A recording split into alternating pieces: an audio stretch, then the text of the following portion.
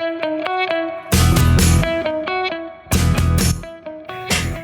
à toi, bienvenue dans le podcast Digital Mom. Je suis Julia, graphiste web designer depuis plus de 10 ans.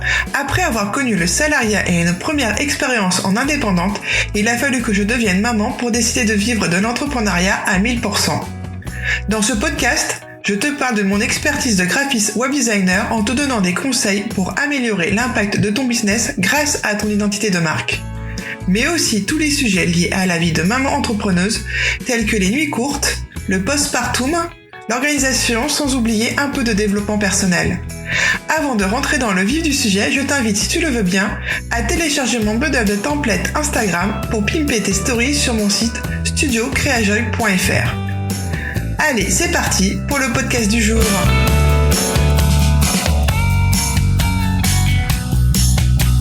Hello à toi, j'espère que tu vas bien. Aujourd'hui, on se retrouve pour le tout premier épisode officiel de Digital Mom.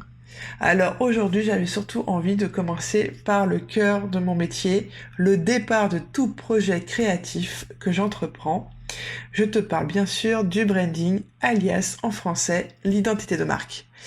Qu'est-ce que c'est tout ça, le branding, l'identité de marque? Je pense que peut-être ou pas en même temps, que tu en sais peut-être un petit peu, mais je vais rentrer dans le cœur du sujet. Quand tu décides de te lancer dans l'entrepreneuriat, il y a forcément une étape, à un moment donné, où tu vas devoir créer ton identité de marque, / vulgairement, ton logo, pour que tu puisses promouvoir ton service, tes produits, pour que tu puisses associer ton nom avec une image, que tu puisses être reconnu.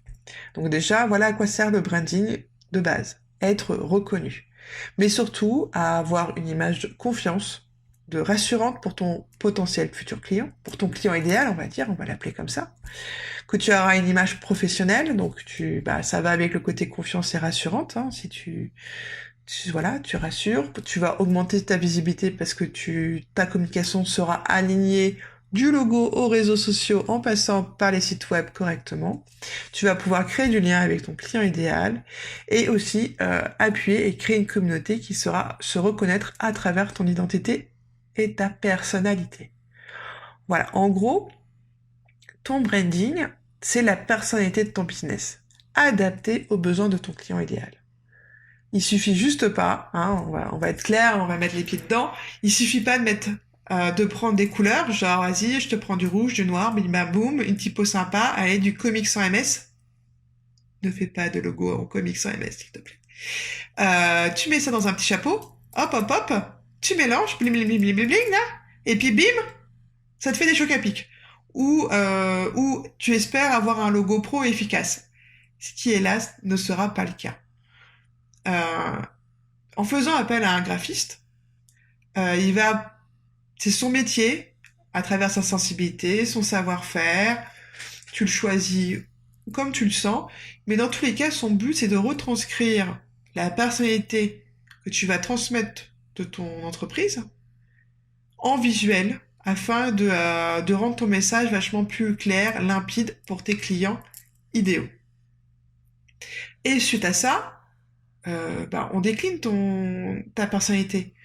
On étoffe ta personnalité à travers un site web, à travers des cartes de visite, à travers une brochure, à travers Instagram, Facebook, Pinterest, enfin les réseaux sociaux, quoi.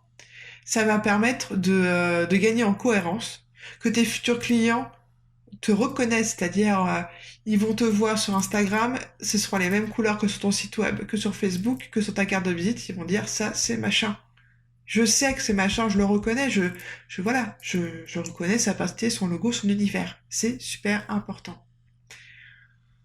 Beaucoup de personnes avec qui je discute de tout ça, clients, pas clients, juste entrepreneurs même, ont tendance à repousser cette étape. Ils bricolent leur logo et c'est totalement ok, c'est normal, mais ils repoussent l'étape d'investir réellement. Mais savoir que investir dans cette étape, c'est avant tout ne pas investir plutôt. Ne pas investir dans cette étape, c'est surtout ralentir l'évolution de ton business. Donc il est primordial d'investir. Je comprends que c'est une somme, je comprends que c'est pas tout le temps évident de sortir ce qu'on te propose, enfin le prix que le graphiste de tes rêves te propose. Mais dis-toi que le graphiste, s'il te fait ce prix-là, c'est que derrière, il y a une qualité, il y a une expertise. Et ça prend pas 30 secondes sur un bout de table à te faire un logo. Toi-même, tu sais si si t'as bidouillé ton logo, que ça va pas te prendre 30 secondes. Donc si toi, ça te prend pas 30 secondes alors que c'est ton cœur de métier, ça va pas prendre 30 secondes à quelqu'un, même si c'est son cœur de métier, parce que lui, il va faire parler de son sensibilité, il va mettre tous les codes du logo et les transparaître qui soient lisibles en petit, qui soient agrandissables à l'infini, hein, que tu veux le faire sur une carte de visite ou apparaître sur la façade d'un immeuble de 15 mètres ou sur la tour Eiffel, hein. Il faut qu'il ait aucun pixel. On est d'accord. S'il est tout moche, c'est nul. Ben ça, on les fait sur certains logiciels que tu ne connais pas ou que tu n'as pas accès ou que sais-je. Enfin, chacun son expertise. Et donc le graphiste, il est là pour ça. Et il est là pour te créer une identité de marque cohérente, alignée, forte, pertinente. Tous les mots cool, on peut les mettre derrière. Hein. Je vais te donner une petite analogie pour que tu comprennes encore plus son importance, ou comme quoi c'est logique et pertinent. Quand tu achètes un meuble, par exemple, hein, on va l'appeler le buffet, hein, un buffet. Tu le mets dans ta maison, tu mets contre un mur, tu vas mettre une petite bougie. Bon, là, par exemple, on est en mode Noël, tu vas mettre la petite déco de Noël, un petit sapin ou une guirlande, des petits photophores et tout. Voilà, tu customises ton meuble à tes goûts, à la thématique, tout ce que tu veux. Bah, en gros la déco, les objets sur ce meuble, en gros c'est ton branding, ton identité de marque. C'est la même idée. Quand tu crées un produit-service, si tu ne mets pas, si tu n'as rien pour le mettre en valeur, pour le montrer, comme un site web, par exemple, donc qui est en gros ta déco chez toi, parce qu'au final, ton meuble, tu le mets en valeur, ton produit ou ton service, tu le mets en valeur dans un site web, qui reflète ta personnalité. Le site web peut aussi être l'image de la maison qui accueille ta personnalité. Est-ce que ta maison ne sera pas la même maison que le voisin, même si ce sont les mêmes maisons à l'intérieur? On est d'accord. Comme quand tu veux accueillir un client, tu as besoin qu'ils aient confiance d'acheter chez toi. Alias, si ta maison, elle est délabrée, pas très safe pour accueillir ta famille chez toi. Si ton site n'est pas construit correctement, n'a pas les normes de sécurité, est trop lent à charger, a des couleurs qui font mal aux yeux, par exemple, ton client, il va pas rester. Il va pas avoir envie de sortir sa carte bleue. Et nous, tout ce qu'on veut, c'est qu'il sorte sa carte bleue. C'est qu'il réserve une prestation. C'est qu'il achète ton produit.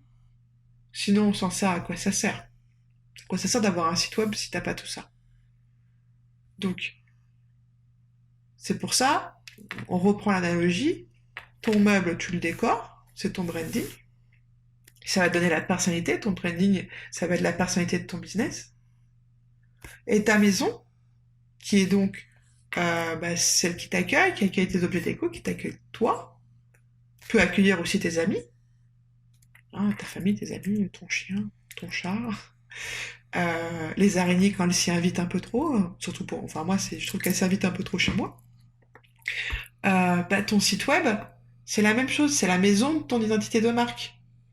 Il faut que il faut qu'elle soit safe. Il faut qu'en gros les murs virtuels de ta maison, du site web, soient solides pour donner la confiance, pour que si les personnes achètent chez toi, ils savent qu'ils peuvent te recontacter, que ce soit cohérent avec l'identité qu'ils ont vue sur les réseaux sociaux, que ça cohérent même avec le client idéal ou avec ce que tu vends.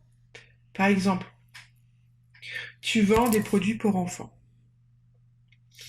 Je vais schématiser, hein, on va prendre des couleurs, on va dire peut-être pétillantes ou un peu pastel. Enfin bref. Par exemple, on va dire que c'est une gamme de couleurs. Euh, avec une typo douce, enfin ça dépend du produit, mais une typo douce et tout. Il y a de fortes chances qu'un produit pour enfant, tu vas peut-être pas faire avec une typo super grasse. Une typo, c'est une police d'écriture, si au cas où c'est pas un terme que tu